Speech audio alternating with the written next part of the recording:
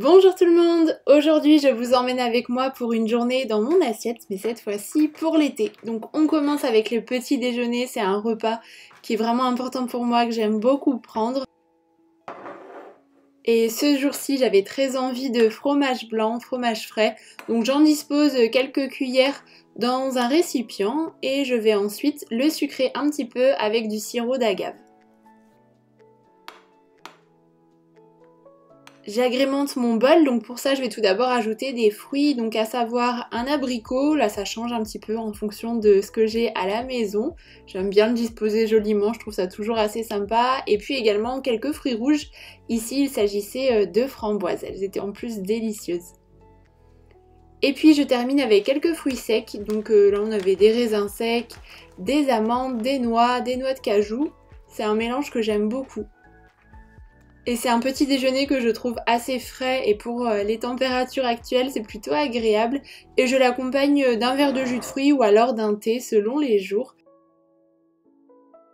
Et j'aime bien prendre quelques minutes le matin pour petit déjeuner tranquillement dans le canapé. Entre midi et 13h, en général, je me dirige vers la cuisine pour préparer le repas du midi si jamais je ne l'ai pas fait la veille. Donc cette fois-ci, j'ai opté pour une salade de pâtes un petit peu améliorée, c'est une recette que j'adore. Donc tout d'abord, je mets de l'eau à bouillir et je plonge les pâtes pour les faire cuire.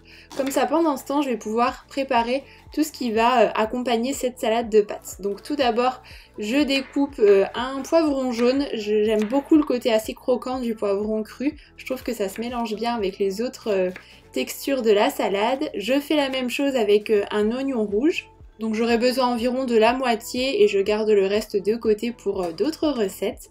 Je retire les pâtes de l'eau une fois qu'elles sont cuites. Je découpe aussi quelques petits copeaux de parmesan. J'ajoute également des tomates séchées. J'aime beaucoup en mettre dans les salades. Je trouve que c'est assez riche en saveurs.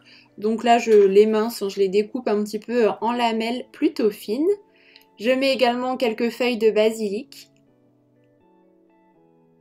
Donc une fois que les pâtes sont cuites, je peux les intégrer dans mon saladier et j'incorpore les différents ingrédients que j'ai préparés. Donc les tomates séchées, le poivron jaune que j'ai découpé, les oignons rouges que je garde crus et j'ajoute également 2 cuillères à soupe environ de pesto vert. Vous pouvez l'acheter tout fait comme moi ou alors le faire maison, c'est aussi très rapide. Et je cisèle également un petit peu de basilic. Et à la fin, j'intègre également un petit peu de roquette. J'aime beaucoup la saveur qu'elle apporte à cette salade. Enfin, je n'oublie pas les copeaux de parmesan que je mets en dernier pour éviter qu'ils se cassent. Et puis je poivre un petit peu, je n'ajoute pas de sel, je trouve que c'est suffisant entre le pesto et les tomates séchées qui le sont déjà. Donc je dispose un petit peu de salade dans une assiette et j'adore ajouter de la feta aussi. Je trouve que ça se marie très très bien. Et il ne reste plus qu'à se régaler, c'est une salade qui est assez fraîche pour l'été, bien complète et que j'aime particulièrement, donc n'hésitez pas à la tester, j'ai hâte d'avoir vos retours.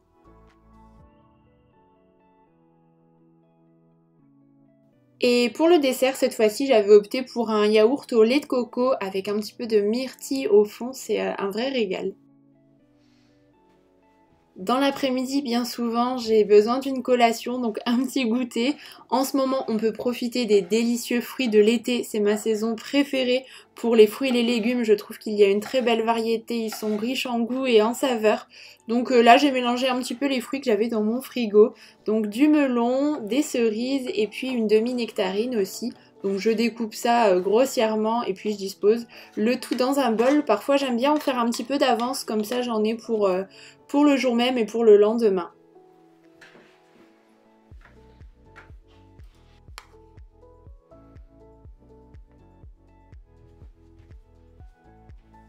En début de soirée, il est temps maintenant de préparer le dîner. Donc j'opte tout d'abord pour une salade de tomates.